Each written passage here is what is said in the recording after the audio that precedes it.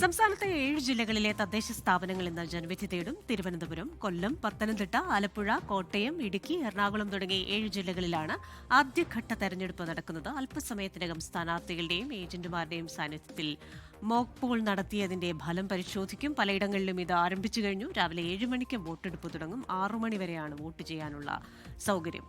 വിവിധയിടങ്ങളിൽ നിന്ന് 24-ന്റെ പ്രതിനിധികൾ വീണ്ടും പ്രേക്ഷകരിലേക്ക് എത്തുകയാണ്. ഉമേഷ് ബാലകൃഷ്ണനാണ് തിരുവനന്തപുരത്ത് നിന്ന് ആദ്യം ചേരുന്നത്. Umesh, very good morning. മുൻപൊരു പിങ്ക് ബൂത്തിലായിരുന്നു. മോക്ക് പോളിംഗ് ആരംഭിച്ചോ? വിവരങ്ങൾ എന്തൊക്കെയാണ്? ക്രിസ്റ്റീന, അങ്ങനെ മോക്ക് പോളിംഗ്, അതായത് പോളിംഗിന്റെ ആദ്യഘട്ട നടപടിയാണ് ഈ മോക്ക് പോളിംഗ്. ഈ വോട്ടിംഗ് മെഷീൻ പ്രവർത്തനം, അതുമായി ബന്ധപ്പെട്ട എന്തെങ്കിലും പ്രശ്നങ്ങളുണ്ടോ, സാങ്കേതിക പ്രശ്നങ്ങളുണ്ടോ, മറ്റ് സംശയങ്ങളുണ്ടോ എന്നിവയെല്ലാം പരിശോധിക്കുക എന്നുള്ളതാണ് മോക്ക് പോളിംഗിന്റെ പ്രധാന ലക്ഷ്യം. എന്തായാലും മോക്ക് പോളിംഗ് ആരംഭിച്ചിരിക്കുന്നു. മോക്ക് പോളിംഗ് ഇപ്പോൾ ബൂത്ത് ഏജന്റുമാരും പോളിംഗ് ഉദ്യോഗസ്ഥരുമെല്ലാം മോക്ക് പോളിംഗിന്റെ ഭാഗമാണ്. അവരെല്ലാം ഇതിന്റെ ഭാഗമായി ഈ പോളിംഗ് പോൾ ചെയ്ത് നോക്കുന്നുണ്ട്. കൃത്യമായി ഇപ്പോൾ രേഖപ്പെടുത്തുന്നുണ്ടോ, മറ്റെന്തെങ്കിലും സാങ്കേതിക പരിമിതികളോ പ്രശ്നങ്ങളോ ഉണ്ടോ എന്നിവയെല്ലാമാണ് ഈ മോക്ക് പോളിംഗിലൂടെ ലക്ഷ്യമിടുന്നത്. എന്തായാലും ബൂത്ത് ഏജന്റുമാരടക്കമുള്ളവർ ഈ പോളിംഗ് രേഖപ്പെടുത്തി എല്ലാം ഇപ്പോൾ ഓക്കെയാണ് എന്നാണ് ഈ ഒരു കുന്നുകുഴി വാർഡിലെ ഒരു ബൂത്തിൽ ഇപ്പോൾ എല്ലാവരും ഒന്നിച്ചു ചേർന്ന് ആ കാര്യങ്ങളെല്ലാം പരിശോധിക്കുകയാണ്. എന്തായാലും ആദ്യഘട്ട നടപടി, ഈ നടപടി 1 മണിക്കൂറാണ്. അതായത് 6 മണി മുതൽ 7 മണി വരെ എല്ലാം ഓക്കെയാണ് എന്ന് ഉദ്യോഗസ്ഥരും ബൂത്ത് ഏജന്റുമാരും ഒന്നിച്ചു നിന്ന് പരിശോധിച്ച ശേഷം തൃപ്തിയായ ശേഷം കൃത്യം 7 മണിയോടുകൂടി കൃത്യം പോളിംഗിലേക്ക് കടക്കും. സാധാരണ മറ്റ് ലോക്സഭാ നിയമസഭാ തെരഞ്ഞെടുപ്പുകളിലെ പോലെ ഒരു വോട്ടിംഗ് മെഷീനല്ല. വോട്ടിംഗ് മെഷീനിൽ ചെറിയ 2 മാറ്റങ്ങളേ ഉള്ളൂ. ഒന്ന്, VVPAT ഉണ്ടാകില്ല. 2, നോട്ട ഉണ്ടാകില്ല. ബാക്കി എല്ലാ ക്രമീകരണങ്ങളും നിങ്ങൾക്ക് ഒരു സ്ഥാനാർത്ഥിയുടെ പേരുണ്ടാകും, ഒപ്പം ചിഹ്നമുണ്ടാകും. അതിന് നേർക്ക് ഈ പോളിംഗ് ഉദ്യോഗസ്ഥൻ പറയുന്നതിനനുസരിച്ച് റെഡിയാണെന്ന് സിഗ്നൽ നൽകി കഴിഞ്ഞാൽ അവിടെ പോയി പോൾ ചെയ്യാം. പോൾ ചെയ്ത് കഴിഞ്ഞാൽ ഈ ഒരു ബീപ്പ് സൗണ്ട് അത് ദീർഘമായി കേട്ട് കഴിഞ്ഞാൽ നിങ്ങളുടെ പോൾ രേഖപ്പെടുത്തി കഴിഞ്ഞു എന്നതാണ് ഇതിന്റെ ഒരു രീതി. എന്തായാലും ഈ മോക്ക് പോളിംഗ് തിരുവനന്തപുരം കോർപ്പറേഷനിലെ കുന്നുകുഴി വാർഡിലെ മോക്ക് പോളിംഗ് ആണ് നമ്മൾ കാണുന്നത്. അതിന്റെ നടപടിക്രമങ്ങൾ ഇപ്പോൾ പൂർത്തിയാക്കി. ഉദ്യോഗസ്ഥരെല്ലാവരും ബൂത്ത് ഏജന്റുമാരും എല്ലാം അതിൽ തൃപ്തരാണ് എന്നാണ് മനസ്സിലാക്കുന്നത്. ഇനി ഈ ആദ്യഘട്ടം, അതായത് ഈ ആദ്യത്തെ 1 മണിക്കൂറാണ് ഏതെങ്കിലും രീതിയിലുള്ള പരാതികളോ മറ്റ് സാങ്കേതിക പ്രശ്നങ്ങളോ, പ്രത്യേകിച്ച് ഈ വോട്ടിംഗ് മെഷീൻ അടക്കം എന്തെങ്കിലും പരിമിതികളോ പ്രശ്നങ്ങളോ ഉണ്ടോ എന്നതെല്ലാം പരിശോധിക്കേണ്ടതുണ്ട്. കാരണം ഓരോ വോട്ടർമാരുടെയും വോട്ടുകൾ അത്രത്തോളം വിലപ്പെട്ടതാണ്. ഒരു വോട്ട് പോലും പാഴാകാനോ അല്ലെങ്കിൽ അവർക്ക് വോട്ടർമാർക്ക് എത്തുന്ന സമയത്ത് തന്നെ അവർക്ക് വോട്ട് ചെയ്ത് തിരിച്ചു പോകാനുള്ള സൗകര്യവും ഉണ്ടാകണം. അതിനുവേണ്ടിയാണ് ഈ ഒരു 1 മണിക്കൂർ എല്ലാ സാങ്കേതിക പിഴവുകളും സംശയങ്ങളും എല്ലാം പൂർത്തീകരിച്ചുകൊണ്ട് ഒരു മോക്ക് പോളിംഗ് നടത്തുക എന്നുള്ളത് ഒരു കൺസെപ്റ്റ്. എന്തായാലും അത് ഇപ്പോൾ ഞാൻ നിൽക്കുന്ന ബൂത്തിൽ എല്ലാം ഓക്കെയാണ് എന്നാണ് മനസ്സിലാക്കുന്നത്. ക്രിസ്റ്റീന. ഉമേഷ് ബാലകൃഷ്ണനാണ് വിശദാംശങ്ങളുമായി ചേർന്നത്. ഇനി തിരുവനന്തപുരത്ത് നിന്ന് തന്നെ MG പ്രതീഷ് കൂടി ചേരുകയാണ്. Pratheesh, very good morning. മലയിറങ്ങി നേരെ തദ്ദേശ തെരഞ്ഞെടുപ്പിലേക്ക് പോവുകയാണ്. കുറേ നാൾ ശബരിമലയിലായിരുന്നല്ലോ. അപ്പോൾ ഈ തദ്ദേശ തെരഞ്ഞെടുപ്പിൽ ഏത് ബൂത്തിലാണ് MG പ്രതീഷ് ഉള്ളത്? അവിടെ മോക്ക് പോൾ പൂർത്തിയായോ? എന്താണ് അവിടെ നിന്നുള്ള വിവരങ്ങൾ?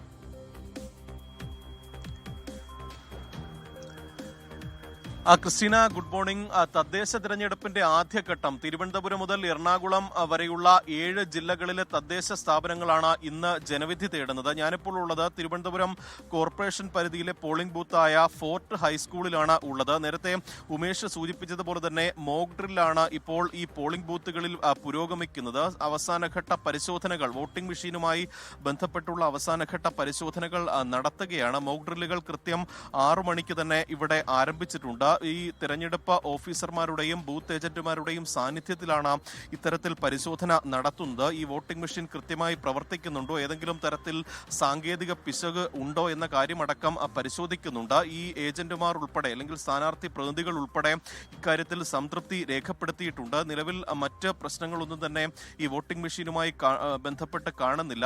ഈ 6 മുതൽ 7 മണിവരെ ഇതുമായി ബന്ധപ്പെട്ടുള്ള സാങ്കേതിക പരിശോധനകളായിരിക്കും നടക്കുന്നത്. ഈ 1 മുതൽ 100 വരെ ഈ വോട്ടുകളൊക്കെ തന്നെ രേഖപ്പെടുത്തും. ആ രേഖപ്പെടുത്തുന്നതിൽ ഏതെങ്കിലും തരത്തിൽ പിശകുണ്ടോ എന്നതാണ് പ്രധാനമായും ഇവിടെ പരിശോധിക്കുന്നത്. ആദ്യഘട്ടത്തിൽ അത്തരത്തിൽ പിഴവുകളൊന്നും തന്നെ കണ്ടെത്തിയിട്ടില്ല. അങ്ങനെ കൃത്യമായി സംശയങ്ങൾ ഉൾപ്പെടെ ബൂത്ത് ഏജന്റുമാർ ഈ തിരഞ്ഞെടുപ്പ് ഉദ്യോഗസ്ഥരോട് ചോദിക്കുന്നുണ്ട്. അത്തരത്തിൽ സംശയ നിവാരണവും ഒക്കെ തന്നെയാണ് ആദ്യഘട്ടത്തിൽ നടക്കുന്നത്. ഇനി 1 മണിക്കൂറിൽ താഴെ മാത്രമാണ് ഈ ജനവിധിക്ക് ഉള്ളത്. തിരുവനന്തപുരം ജില്ലയെ സംബന്ധിച്ച് വാശിയേറിയ പോരാട്ടം നടക്കുന്നുണ്ട്. അത് കോർപ്പറേഷൻ പരിധിയിലായാലും മുനിസിപ്പാലിറ്റി ജില്ലാ പഞ്ചായത്ത് ബ്ലോക്ക് പരിധിയിലായാലും വലിയ പോരാട്ടം, ത്രികോണ മത്സരം ഉൾപ്പെടെ നടക്കുന്ന ഒരു ജില്ല കൂടിയാണ് തലസ്ഥാന ജില്ല.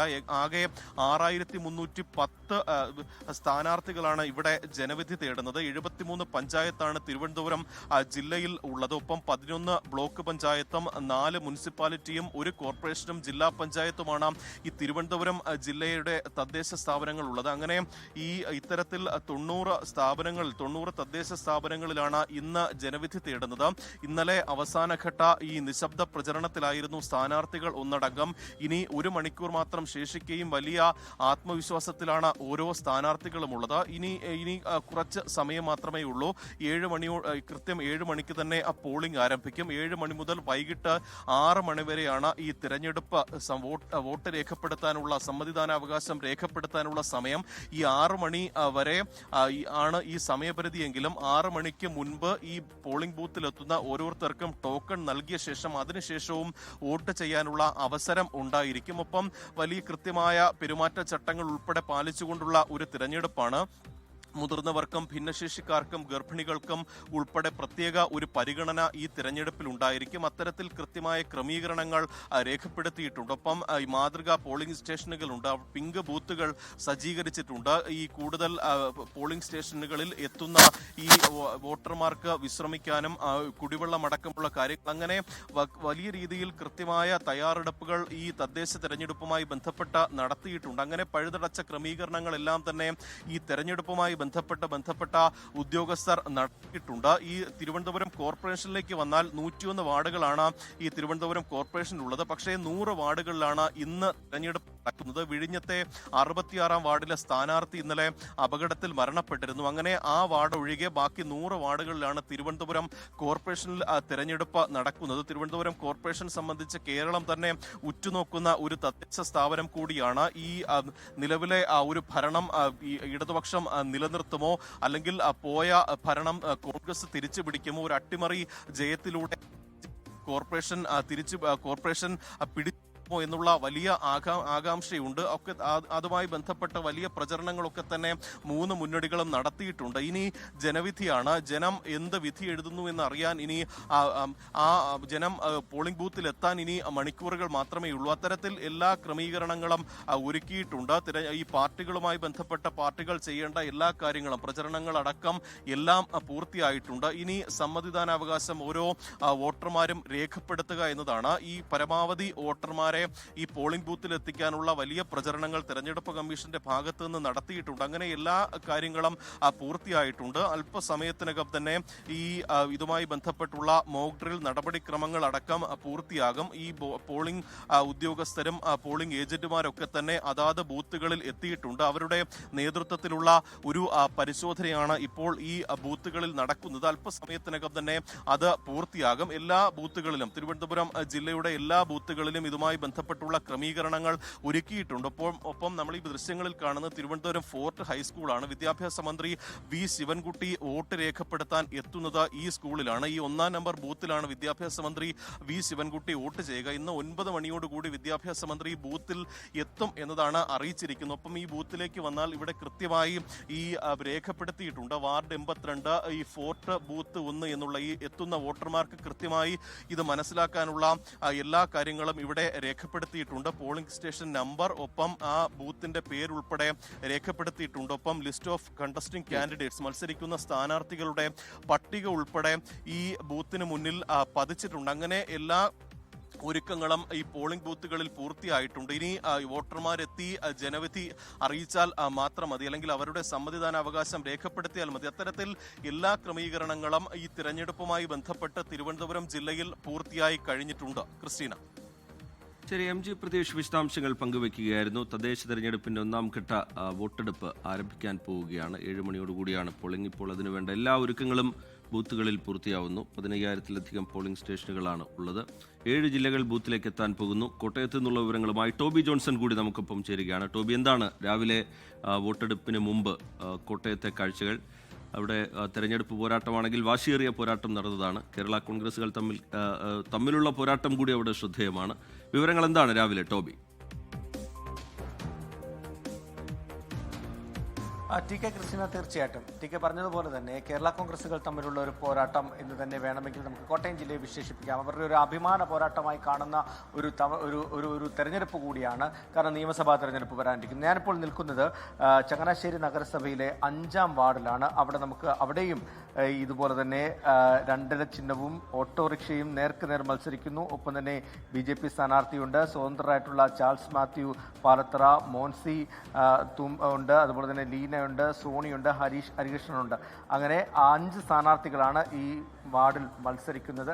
അവരുടെ എല്ലാം പേരുകൾ കൃത്യമായി വോട്ടർമാർക്ക് മനസ്സിലാകാൻ തക്ക രീതിയിൽ ഈ ബൂത്തിന്റെ മുന്നിൽ തന്നെ ഒട്ടിച്ചിട്ടുണ്ട്. മോക്ക് പോളിംഗ് നടന്നുകൊണ്ടിരിക്കുകയാണ്. എല്ലാ സ്ഥാനാർത്ഥിമാരുടെയും ഏജന്റുമാർ, സ്ഥാനാർത്ഥിമാർ എല്ലാവരും ഇവിടെ എത്തിയിട്ടുണ്ട്. നമുക്ക് ആ ദൃശ്യങ്ങൾ കൂടി കാണാം. രാവിലെ തന്നെ മോക്ക് പോളിംഗ് ആരംഭിച്ചു, അത് വിജയകരമായിട്ട് പൂർത്തിയാക്കുന്നു എന്നാണ് നമുക്ക് ആ ദൃശ്യങ്ങളിൽ നിന്ന് മനസ്സിലാക്കാൻ സാധിക്കുന്നത്. എന്തായാലും വാശിയേറിയ പോരാട്ടത്തിലേക്ക് തന്നെ കോട്ടയം ജില്ല കടന്നിരിക്കുന്നു. കഴിഞ്ഞ തവണത്തെ ശതമാനം നോക്കുകയാണെങ്കിൽ, ടോട്ടലായിട്ട് നോക്കുകയാണെങ്കിൽ 73% പോളിംഗ് ആണ് കഴിഞ്ഞ തവണ ഉണ്ടായത്. ജില്ലാ പഞ്ചായത്തിൽ 78% അപ്പോൾ തന്നെ രേഖപ്പെടുത്തിയിരുന്നു. നഗരസഭയിൽ 73%, ഗ്രാമപഞ്ചായത്തിൽ 74%മാണ് രേഖപ്പെടുത്തിയത്. ഇത്തവണ വോട്ടർമാരുടെ എണ്ണത്തിൽ വർധനവുണ്ട്. അതായത് മൊത്തം 16,41,249 വോട്ടർമാരുണ്ട്. അതിൽ സ്ത്രീ വോട്ടർമാർ തന്നെയാണ് കൂടുതലായിട്ടുള്ളത്. 8,86,321 വോട്ടർമാർ സ്ത്രീ വോട്ടർമാരാണ്. ഒപ്പം തന്നെ 7,84,842 പുരുഷ വോട്ടർമാരുമുണ്ട്. 13 ട്രാൻസ്ജെൻഡർ വിഭാഗത്തിൽ വരുന്ന വോട്ടർമാരാണ് ഉള്ളത്. അവരും ഇത്തവണ എല്ലാവരും വോട്ട് ചെയ്യുമെന്ന് നമുക്ക് മനസ്സിലാക്കാൻ സാധിക്കുന്നു.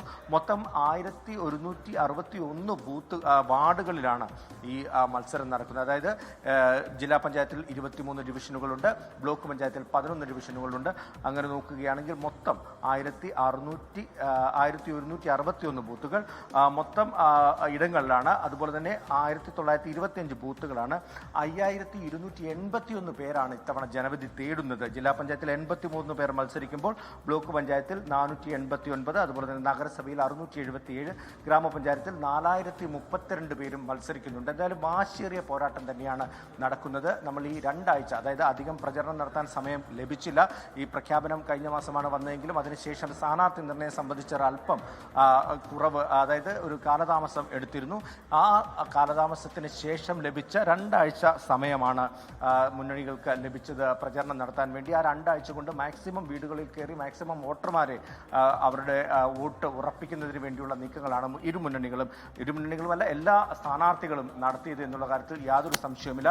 അതിൽ നേരത്തെ ടി കെ പറഞ്ഞതുപോലെ തന്നെ ഇവിടെ കോട്ടയം ശ്രദ്ധേയമാകുന്നത് കേരള കോൺഗ്രസുകളുടെ ആ ഒരു ഒരു പോരാട്ടം കൊണ്ടാണ്. കഴിഞ്ഞ തവണ UDF വിട്ട് LDFിലേക്ക് ജോസ് കെ മാണി വിഭാഗം വന്നതിന് തൊട്ട് പിന്നാലെയായിരുന്നു തെരഞ്ഞെടുപ്പ്.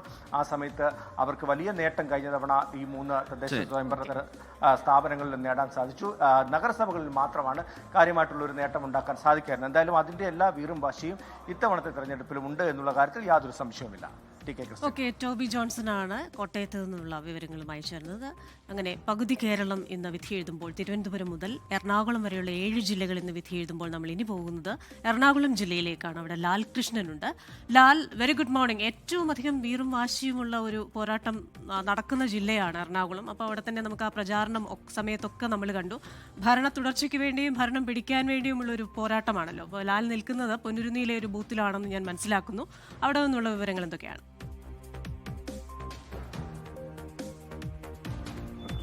Very good morning. നിലവിൽ നിൽക്കുന്നത് പൊന്നുരുന്നിയിലെ ബൂത്തിൽ തന്നെയാണ്. പൊന്നുരുന്നി സ്കൂളിൽ, അതായത് 44-ാം ഡിവിഷൻ്റെ ബൂത്തിലാണ് നിൽക്കുന്നത്. ഇവിടെ ആകെ മൊത്തം 3 ബൂത്തുകളുണ്ട്. 3 ബൂത്തുകളിലേക്കുമുള്ള പോളിംഗ് നിലവിൽ ആരംഭിക്കുന്നേ ഉള്ളൂ. അതുമായിട്ട് ബന്ധപ്പെട്ടുകൊണ്ടുള്ള നടപടിക്രമങ്ങൾ പ്രാഥമികമായിട്ട് നടത്തി വരികയാണ്. ക്രിസ്റ്റീനയ്ക്ക് ഏറ്റവും ഇഷ്ടപ്പെട്ട മമ്മൂട്ടി അടക്കമുള്ള ആളുകൾ വോട്ട് ചെയ്യാൻ വരുന്നൊരു ഇടം കൂടിയാണ് പൊന്നുരുന്നിയിലെ ഈ 44-ാം നമ്പർ ഡിവിഷനിൽ ഒരു വോട്ടർ കൂടി എത്തിയിട്ടുണ്ട്. അത് രാവിലെ ആദ്യം വോട്ട് ചെയ്തിട്ട് പോകാം എന്ന പ്രതീക്ഷയിലെത്തിയതാണ്. അതെ അതെ. നടപടിക്രമങ്ങൾ വൈകുന്നതുകൊണ്ടൊരു ബുദ്ധിമുട്ട് തോന്നുന്നു? ഇല്ല, കുഴപ്പമൊന്നുമില്ല. ഈ രാവിലെ തന്നെ വോട്ട് ചെയ്തേക്കാമെന്ന് വിചാരിച്ച് ഏർലി മോർണിംഗ് എത്തി? അതെ, ബൂത്തിലിരിക്കണം, അതുകൊണ്ട് പെട്ടെന്ന് ചെയ്ത് കിട്ടും. ആദ്യം വോട്ട് ചെയ്തിട്ടങ്ങ് പോയി ബൂത്തിലിരിക്കാം. അതെ അതെ അതെ. ബൂത്ത് ഏജന്റ് കൂടിയാണ് ചേച്ചി. അപ്പോൾ സ്വാഭാവികമായിട്ടും ഈ ബൂത്തിൽ വോട്ട് ചെയ്തിട്ട് ബൂത്തിൽ പോയി ഇരിക്കാനുള്ളതുകൊണ്ടാണ് നമ്മൾ പൊന്നുരുന്നി സ്കൂളിൽ കാര്യം പറഞ്ഞു. നമ്മൾ ആദ്യം ഒരു ബൂത്തിലാണ് ഇപ്പം നിലവിൽ മോക്ക് പോളിംഗ് നടന്നുകൊണ്ടിരിക്കുന്നത്. ഇതുകൂടാണ്ട് ഇവിടെ 3 സ്റ്റേഷൻ കൂടിയുണ്ട്. 3 സ്റ്റേഷനുകളിലായിട്ടുള്ള നടപടിക്രമങ്ങളാണ്. അതായത് വോട്ട് ചെയ്യാനുള്ളവരുടെ തിരക്കും മറ്റു കാര്യങ്ങളൊക്കെ വരുന്നേ ഉള്ളൂ. നമ്മൾ ആദ്യം പറഞ്ഞ പോലെ മമ്മൂട്ടി, ദുൽഖർ സൽമാൻ അടക്കമുള്ള ആളുകൾ വോട്ട് ചെയ്യുന്ന ഒരു ഡിവിഷൻ കൂടിയാണ് 44-ാം നമ്പർ ഡിവിഷൻ. നേരത്തെ 54-ാം നമ്പർ ഡിവിഷനായിരുന്നു. ഇവിടെയാണ് ഇപ്പോൾ നടപടിക്രമങ്ങളുടെ ഭാഗമായിട്ടുള്ള കാര്യങ്ങൾ ആരംഭിച്ചിട്ടുള്ളത്. എന്താണെങ്കിലും വലിയൊരു തിരക്ക് ഇവിടെ അനുഭവപ്പെടാനുള്ള സമയമാവുന്നതേ ഉള്ളൂ. ആദ്യഘട്ടത്തിൽ പറഞ്ഞ പോലെ വലിയ വാശിയേറിയ പോരാട്ടം നടക്കുന്ന ഒരു ഇടം കൂടിയാണ് കൊച്ചി നഗരസഭ എന്ന് പറയുന്നത്. കഴിഞ്ഞ 2 ടീമുകൾ തുടർച്ചയായി ഭരിച്ചതിന് ശേഷം CPIM ഇടതുപക്ഷം കോൺഗ്രസിന്റെ കയ്യിൽ നിന്ന് പിടിച്ചെടുത്ത ഒരു ഇടം കൂടിയാണ് കൊച്ചി നഗരസഭ. അതുകൊണ്ട് തന്നെ ഈ തവണത്തെ പോരാട്ടം എന്ന് പറയുന്നത് തിരിച്ചു പിടിക്കുക എന്നുള്ളതാണ് ഏറ്റവും കുറഞ്ഞത്. അതായത് കോൺഗ്രസിനെ സംബന്ധിച്ചിടത്തോളം നഗരസഭ തിരിച്ചു പിടിക്കുക എന്നതിൽ കുറഞ്ഞ ഒരു പോരാട്ടം തന്നെയില്ല. അത് മാത്രമല്ല, അതുമായി ബന്ധപ്പെട്ടുകൊണ്ടുള്ള പോരാട്ടത്തിന്റെ വീറും വാശിയും കഴിഞ്ഞ കുറേ ദിവസങ്ങളായി നമ്മൾ കണ്ടതാണ്. ഇത്തവണ 2020 ഒരു സാന്നിധ്യം കൂടി കൊച്ചി നഗരസഭയിലുണ്ട് എന്നുള്ളതും ശ്രദ്ധേയമായ കാര്യമാണ്. 3 മുന്നണികളോടൊപ്പം തന്നെ കൊച്ചി നഗരസഭയിൽ മത്സരിക്കുന്ന മറ്റൊരു പ്രധാനപ്പെട്ട കക്ഷി എന്ന് പറയുന്നത് 2020 തന്നെയാണ്. അത് കൂടാതെ ഈ നഗരസഭയിലെ വീറും വാശിയും കഴിഞ്ഞ പ്രകടന പത്രിക അടക്കമുള്ള കാര്യങ്ങളിൽ കാണാൻ സാധിച്ചു. അതായത് LDFന്റെ പ്രകടന പത്രികയിൽ പ്രധാനമായിട്ടും പറഞ്ഞിരുന്നത് മാലിന്യ സംസ്കരണം അടക്കമുള്ള നടപടികൾ, അതുകൂടാതെ തുടർ നീക്കങ്ങളുടെ ഭാഗമായിട്ട് നടത്തിയ വികസന പ്രവർത്തനങ്ങൾ, ഗതാഗത സംവിധാനങ്ങളുടെ മറ്റു കാര്യങ്ങൾ. പക്ഷേ ഇതിനെല്ലാം ഘടകവിരുദ്ധമായിട്ടുള്ള കാര്യങ്ങളാണ് സംഭവിച്ചിട്ടുള്ളത് എന്നതായിരുന്നു പ്രധാനമായിട്ടും ഇടതുപക്ഷം ആരോപിച്ച് രംഗത്തെത്തിയത്. അതിന്റെ പ്രധാന കാരണമെന്ന് പറയുന്നത് വലിയ കാര്യമായിട്ടുള്ള പ്രവർത്തനങ്ങൾ എന്നും പറയാനില്ല. നേരത്തെ 1 മണിക്കൂർ കൊണ്ട് പെയ്ത മഴയിലാണ് തടസ്സങ്ങൾ നേരിട്ടെങ്കിൽ ഇപ്പോൾ അരമണിക്കൂർ പെയ്യുന്ന മഴയിൽ തന്നെ കൊച്ചി നഗരം വെള്ളത്തിലാവുന്നു എന്നുള്ള പ്രധാനപ്പെട്ട ആരോപണം മുൻ മേയർ കൂടിയായ ടോണി ചമ്മണി അടക്കമുള്ള ആളുകളാണ് പ്രധാനമായിട്ടും ഉന്നയിച്ച് രംഗത്ത് വന്നത്. കൊച്ചി നഗരത്തിന് പുറത്തോട്ട് മാറും തോറും പ്രധാനമായിട്ടുള്ള പോരാട്ടം നടക്കുന്ന ഇടങ്ങളിലൊന്ന് എന്ന് പറയുന്നത് നഗരസഭകൾ തന്നെയാണ്. മരട് നഗരസഭ, തൃക്കാക്കര നഗരസഭ, ആലുവ നഗരസഭ, അങ്കമാലി നഗരസഭ, കോതങ്ങൾ നഗരസഭ, പെരുമ്പാവൂർ നഗരസഭ, അതോടൊപ്പം തന്നെ കൂത്താട്ടുകുളം നഗരസഭ.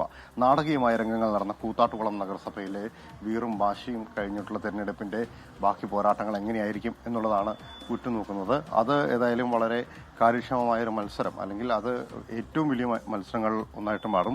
ഇനി പഞ്ചായത്തുകളിലേക്ക് പോകുമ്പോൾ ത്രിതല പഞ്ചായത്തുകളിൽ ഏറ്റവും വീറും വാശിയും നടക്കുന്ന പഞ്ചായത്തുകളിലൊന്ന്, അല്ലെങ്കിൽ കേരളം ഉറ്റുനോക്കുന്ന പഞ്ചായത്തുകളിലൊന്ന് എന്ന് പറയുന്നത് കിഴക്കമ്പലം തന്നെയാണ്. തുടർച്ചയായ 2 ടൈം 2020 ഭരിക്കുന്ന ഒരു പഞ്ചായത്തിൽ ഇത്തവണ ഇടത് വലത് മുന്നണികൾക്കപ്പുറം മുന്നണികളെല്ലാം ചേർന്നുകൊണ്ട് വലിയൊരു പോരാട്ടത്തിലാണ്. അതായത് ഇടതുമുന്നണിയും കോൺഗ്രസും ഒരുമിച്ച് കൈകോർത്തുകൊണ്ട് ജനാധിപത്യ ഐക്യവേദി എന്ന രീതിയിലാണ് അവിടെ മത്സരം നടത്തിക്കൊണ്ടിരിക്കുന്നത്. ആ മത്സരത്തിൽ ലാൽകൃഷ്ണൻ കൊച്ചിയിൽ നിന്നുള്ള വിശദാംശങ്ങൾ പങ്കുവെക്കുകയായിരുന്നു. പോളിംഗ് ബൂത്തിൽ നിന്നുള്ള വിവരങ്ങൾ പങ്കുവെക്കുകയായിരുന്നു. അവിടെ വോട്ടെടുപ്പിനുള്ള എല്ലാ ഒരുക്കങ്ങളും പൂർത്തിയാവുന്നു. മോക്ക് പോളിംഗ് തുടങ്ങിയിരിക്കുന്നു. ഇനി ആലപ്പുഴയിൽ എന്താണ് കാഴ്ചകൾ എന്നത് നമുക്ക് പരിശോധിക്കാം. അശ്വിൻ പാലാഴി വിവരങ്ങളുമായി നമുക്കൊപ്പം ചേരുന്നുണ്ട്. അശ്വിൻ, പലയിടങ്ങളിലും ആലപ്പുഴയുടെ പലയിടങ്ങളിലും വാശിയേറിയ പോരാട്ടമാണ്, അഭിമാന പോരാട്ടമാണ് നടക്കുന്നത്. രാമങ്കരിയൊക്കെ ശ്രദ്ധേയമായ ഇടങ്ങളായി മാറുന്നു. അവിടെ CPIM പോരിന് കൂടി കളമൊരുങ്ങുന്നു എന്നുള്ളത് ശ്രദ്ധേയമാണ്, കളമൊരുങ്ങിയിട്ടുണ്ട് എന്നുള്ളത് ശ്രദ്ധേയമാണ്. എന്താണ് ആലപ്പുഴയിൽ നിന്ന് പങ്കുവെക്കാൻ കഴിയുന്ന വിവരങ്ങൾ അശ്വിൻ പാലാഴി? എന്തായാലും സംസ്ഥാനത്തെ മറ്റ് പോളിംഗ് ബൂത്തുകളിലെ പോലെ തന്നെ ഇവിടെയും മോക്ക് പോളിംഗ് ആരംഭിച്ചിട്ടുണ്ട്. നേരത്തെ നമ്മൾ സൂചിപ്പിച്ചതുപോലെ ഇത്തവണയുള്ള പ്രത്യേകത VVPAT ഇല്ല, ഒപ്പം നോട്ട എന്നുള്ള ആ ഒരു സിമ്പലുമില്ല. അതിന്റെ പകരം സംവിധാനം ഒരുക്കിയിട്ടുണ്ട്. എന്തായാലും അതൊക്കെ പരിശോധിക്കുകയാണ് നിലവിൽ. നമ്മളിപ്പോൾ നിൽക്കുന്നത് ആലപ്പുഴ ടൗണിലെ ഗവൺമെന്റ് ഗേൾസ് ഹൈസ്കൂളിലെ ബൂത്തിലാണ്. ഇവിടെ 2 ബൂത്തുകളാണുള്ളത്.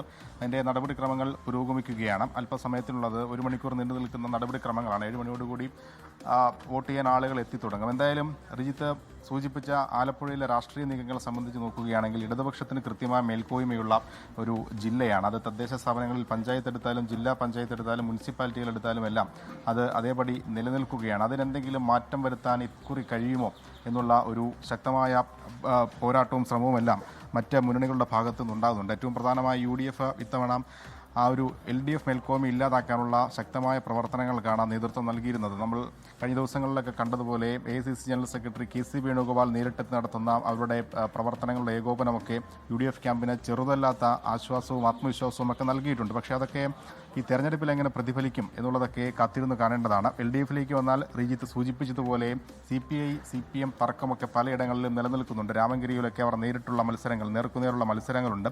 മാരാരികുളത്തേക്ക് വന്നാൽ, ഒപ്പം ഈ കണിച്ചുകുളങ്ങര ഭാഗത്തേക്കൊക്കെ വന്നാൽ SNDPയുമായുള്ള തർക്കങ്ങൾ അവിടെ ഉണ്ട്. SNDP നിയോഗിച്ച സ്ഥാനാർത്ഥികളെ അവിടെ വെച്ച് CPMന്റെ പ്രവർത്തകരെ മാറ്റി നിർത്തി എന്നുള്ള ആരോപണങ്ങളൊക്കെ ഉണ്ട്. അവിടെ ഇപ്പോഴും CPMന്റെ ശക്തനായ ഒരു വിമത സ്ഥാനാർത്ഥി മാരാരികുളം വടക്ക് പഞ്ചായത്തിൽ മത്സരിക്കുന്നുണ്ട്. അവിടെയൊക്കെ ഉറ്റുനോക്കുന്ന മത്സരമാണ് നടക്കുന്നത്. അവിടെയൊക്കെ എന്ത് സംഭവിക്കുമെന്നുള്ളതൊക്കെ കാത്തിരുന്ന് കാണേണ്ടി വരും. അതിനപ്പുറത്തേക്ക് UDFിനും ഈ വിമത ശല്യവും തർക്കങ്ങളും സീറ്റ് പ്രശ്നങ്ങളുമൊക്കെ നിലനിൽക്കുന്ന സാഹചര്യം കൂടിയുണ്ട്. BDJSലേക്ക് വന്നാൽ, NDAയിലേക്ക് വന്നാൽ അവിടെയും BDJS BJP തർക്കം നിലനിൽക്കുന്ന പഞ്ചായത്തുകളുണ്ട്. അതിനപ്പുറത്തേക്ക് BJPക്ക് ആത്മവിശ്വാസം നൽകുന്നത് ജില്ലയിലെ 6ഓളം വരുന്ന 6 7 തദ്ദേശ സ്ഥാപനങ്ങളിൽ ഇത്തവണ അധികാരം പിടിക്കാനാകും എന്നുള്ള ഒരു ആത്മവിശ്വാസം BJPക്ക് ഉണ്ട്. ആ പഞ്ചായത്തുകൾ കേന്ദ്രീകരിച്ചാണ് അവരുടെ പ്രധാന നേതാക്കളെല്ലാം ഇക്കുറി പ്രചരണം നടത്തിയിരുന്നതും. അത് ആലപ്പുഴയുടെ പല പ്രദേശങ്ങളിലായി വിജിച്ചു കിടക്കുന്ന പഞ്ചായത്തുകളാണ്. അവിടെയൊക്കെ കഴിഞ്ഞ തവണ BJP അധികാരത്തിലെത്തുകയും പിന്നീട് LDFും UDFും ചേർന്ന് നിന്നവരെ അധികാരത്തിൽ നിന്ന് മാറ്റി നിർത്തുകയും ഒക്കെ ചെയ്ത കാഴ്ചയൊക്കെ നാടകീയ രംഗങ്ങളൊക്കെ കണ്ടതാണ്. അതൊക്കെ ഇക്കുറിയും വരുമോ എന്നുള്ളതൊക്കെയാണ് പ്രധാനം. എന്തായാലും മോക്ക് പോളിംഗ് നടപടികൾ പുരോഗമിക്കുകയാണ്. അതിന് ശേഷം സ്ഥാനാർത്ഥികളൊക്കെ ബൂത്തുകളിലും ഈ മറ്റ് സ്ഥലങ്ങളിലുമൊക്കെ സന്ദർശനം നടത്തുന്നുമുണ്ട്. എന്തായാലും അവസാന ഘട്ടത്തിലേക്ക് മോക്ക് പോളിംഗ് കടക്കുകയാണ്. റീജിത്ത്. ശരി, അശ്വിൻ പാലാഴി വിശദാംശങ്ങൾ പങ്കുവെക്കുകയായിരുന്നു ആലപ്പുഴയിൽ നിന്ന്. നിയമസഭാ തെരഞ്ഞെടുപ്പിന് മുമ്പുള്ള സെമി ഫൈനൽ പോരാട്ടമാണ്. തദ്ദേശ തെരഞ്ഞെടുപ്പിനപ്പുറത്തേക്കുള്ള വാശിയേറിയ പ്രചാരണവും വിവാദങ്ങളും പ്രത്യാരോപണങ്ങളും ഒക്കെ നമ്മൾ കണ്ടു. അതിനുശേഷം ഒന്നാം ഘട്ടം തദ്ദേശം പോളിംഗ് ബൂത്തുകളിലേക്ക് പോവുകയാണ്. ലോകത്തെവിടെയായാലും ഏത് സമയത്തും 24 വാർത്തകളും ഓഗ്മെന്റഡ് റിയാലിറ്റി പാക്കേജുകളും എക്സ്പ്ലെയിനറുകളും വിശദമായി കാണാൻ ഞങ്ങളുടെ യൂട്യൂബ് ചാനൽ നിങ്ങൾക്ക് സബ്സ്ക്രൈബ് ചെയ്യാം.